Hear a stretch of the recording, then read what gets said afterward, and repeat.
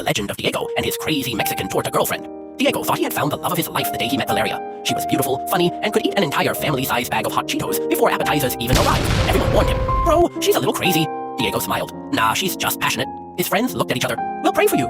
At first, everything was perfect. She called him mi amor, made him homemade tacos, and sent him 50 good morning texts before 8 a.m. Then, the signs started. One afternoon, Diego took 12 minutes to reply because he was in the shower. When he checked his phone, he had 27 missed calls, 43 text messages, 2 FaceTime attempts, a message that simply read, "So you hate me now?"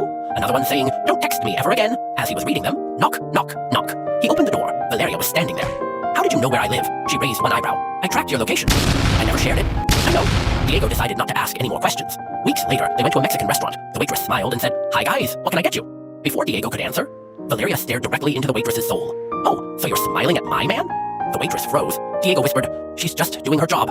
Valeria smiled. "I know." That smile scared him more than the yelling. The next morning, Diego discovered that every girl in his Instagram followers had mysteriously disappeared. "Valeria? Why am I only following sports pages and my grandma?" She shrugged. "I was helping your algorithm." One day, Diego told her he was going to watch football with the guys. She nodded. "No problem." He was shocked. "Really?" "Of course." For the first 3 quarters, everything was peaceful. Then his phone buzzed. His friend looked over. "Bro, why did she send you a picture of your own front door?" Diego slowly typed, "Are you at my house?" She replied instantly, "No." Another picture arrived. This one was from inside his living room. When Diego got home, she was on the couch eating his snacks. "You said you weren't here."